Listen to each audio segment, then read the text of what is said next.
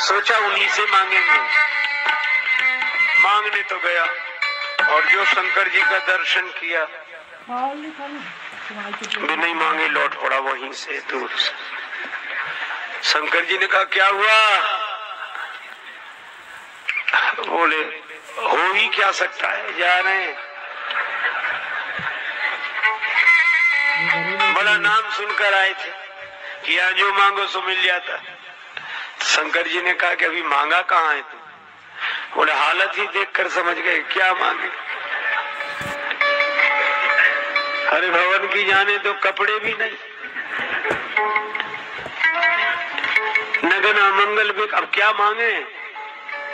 कवितावली में श्री तुलसीदास जी कहते हैं कि वह निराश होकर जाने लगा तो शंकर जी ने कहा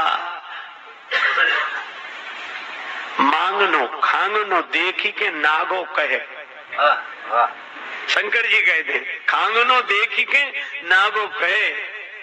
खांग रे खांग, मांग रे मांग, पर एक शर्त है क्या?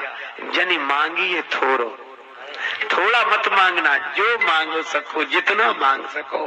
दानी कहूं शंकर समनाए। भाग्य में न लिखा हो सुख तो शंकर भगवान दे सकते। भावियों मेट सकई त्रिपुरारी। अच्छा ऐसी ऐसी युक्तियां शंकर जी की बात चली थी। एक बात सुनाऊं। काशी में एक ब्राह्मण थे, उनके संतान नहीं।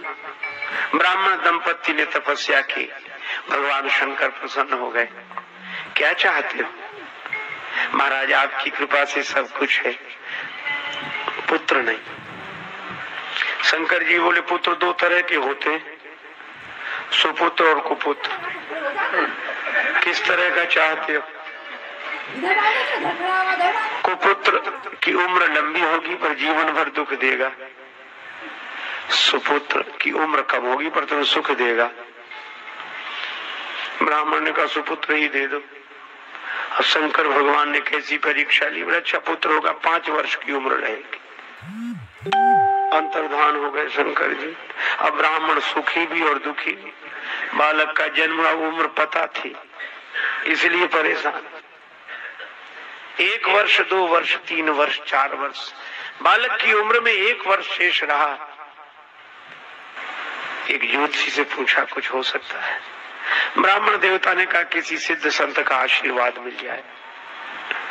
तो सिद्ध संत कहाँ मिलेंगे? ब्राह्मण ने कहा इस झंझट में मत पड़ो कि कौन सिद्ध है कौन नहीं है, तुम तो सबको सिद्ध मानना शुरू करो, कोई ना कोई मिल ही जाएगा। संत संत है बस ठीक है। और तुम सब में भगवान के भाव से प्रणाम कराओ बालक को। ब्राह्मण ने गंगा जी किनारे काशी में कुटिया बना ली, पुत्र को लेकर रहने लगे। जो रास्ते से निकलता बालक उसी को प्रणाम करता। नर नारी निकले जिते युवा वृद्ध अरुबाल, गो गजबाज अनेक पशु सूकर स्वान श्रगाल, आवत देखे दूर ते जोरे दो हाथ, पुण्य प्रणाम सबको करत धरि धरि मही में मात। हथेलियां कड़ी हो गई, सिर पर चिन्ह बन गया। लेकिन भगवान की लीला बड़ी विचित्र। जब बालक की आयु में रहे 3 दिन शेष, बड़े भाग्य से थे मग सप्तऋषि की ओर प्रवेश। सप्तऋषि निकले, मुनिमंडल को महिमे पर के दुज बालक दंड प्रणाम किया। चिरजीवी भव चिरजीवी भव, ऋषियों ने आशीर्वाद दिया। सप्त ऋषि बोले चिरंजीवी भव चिरंजीवी भव चिरंजीवी भव। ब्राह्मण की आंखों में आंसू आ गए, हाथ जोड़े और ऋषियों से कहा कर जोड़ पिता बोला कि भी होंगे, सत्य आपके वचन कहे। इस दीन अभागे बालक की आयु में शेष दिन 3 रहे। 3 दिन शेष है। सप्तऋषि एक दूसरे का मुंह देखने लगेगा। अब ब्राह्मण बोला आप जानो और आपका आशीर्वाद जाने। ऋषियों ने कहा यह तो संतों की प्रतिष्ठा की बात है। आपस में सलाह की। ब्राह्मण से बोले तुम अपना बेटा आज ही हमें दे दो, कल्याण होगा इसका। बालक प्रदान कीनो करके कठिन हिया, ऋषियों ने क्या किया मुनियों ने क्या किया।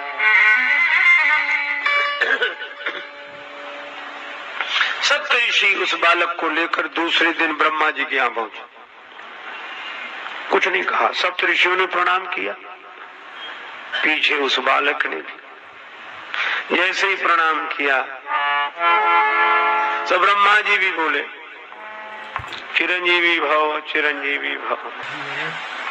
सुनी ब्रह्म वचन हंसी के मुनि मंडली चली।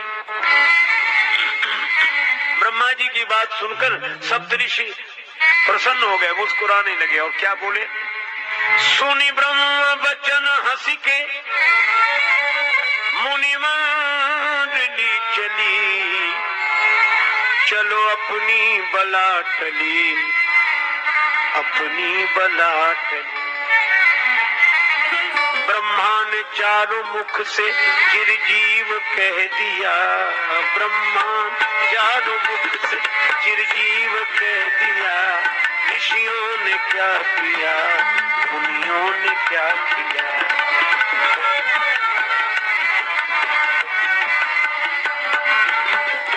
ब्रह्मा जी बोले क्या बात है। सप्तऋषि बोले इस बालक की आयु में 2 दिन शेष हैं, 2 दिन। ब्रह्मा जी बोले हम तो आशीर्वाद देकर फंस गए। सप्तऋषि बोले ऐसे ही तो कल हम फंस गए थे, लेकिन आज हम मुक्त हैं। क्यों? लोग कहेंगे सप्तऋषि झूठे तो हम कहेंगे ब्रह्मा जी झूठे, तो सप्तऋषि झूठे ब्रह्मा जी ने पुकारा। ब्रह्मा जी बोले तो हमारी बात किसी तरह बनाओ। बोले आप ही बता, आप तो बुद्धि के देवता हैं। ब्रह्मा जी बोले परिवर्तन हो सकता है। भावियु में सकई त्रिपुरारी, भावियु में भावियु में सकई।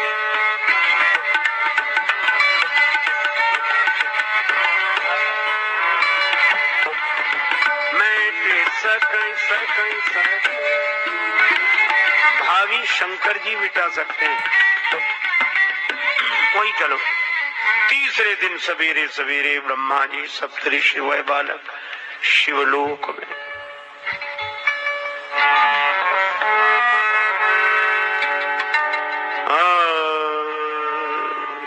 प्रातः काल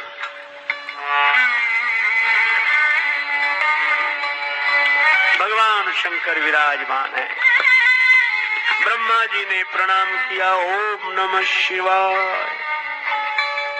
सप्तऋषियों ने ब्रह्मा जी के पीछे शंकर जी को प्रणाम किया और सबसे पीछे वह बालक भूतल परे लकुट की नाई।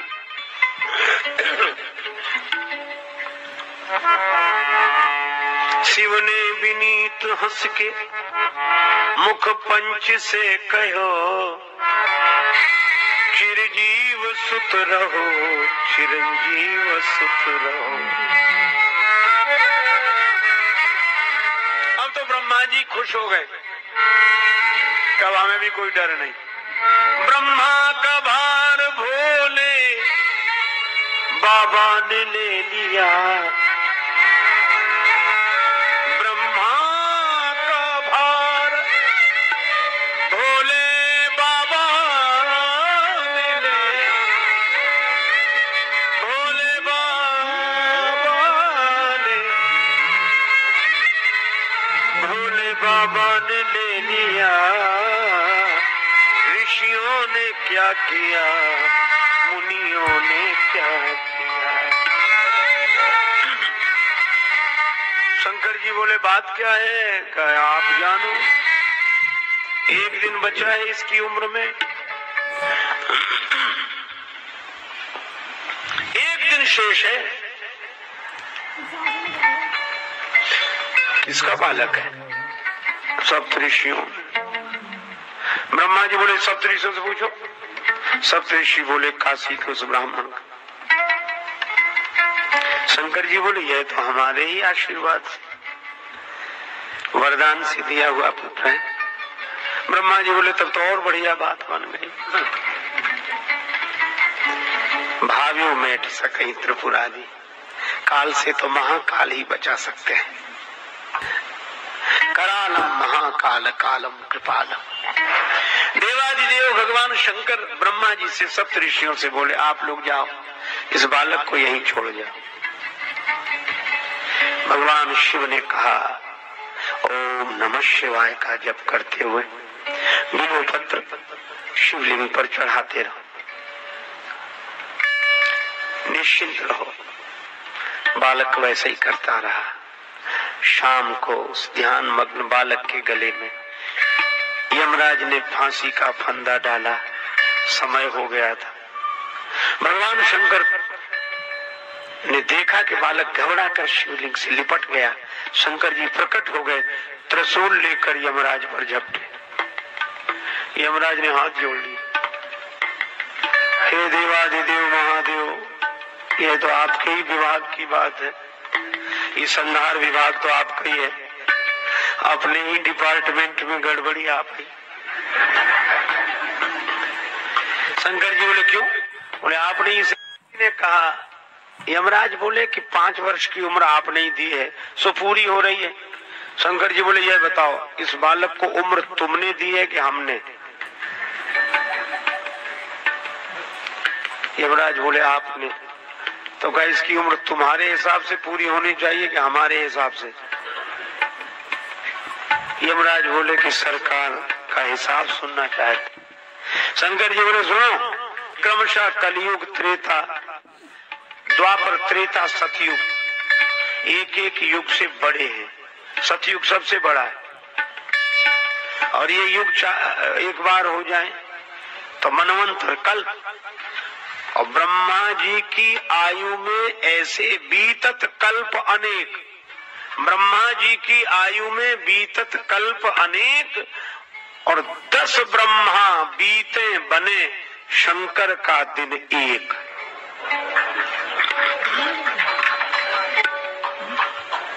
ऐसे दिन के मास गिन, ऐसे दिन के महीने बनाओ।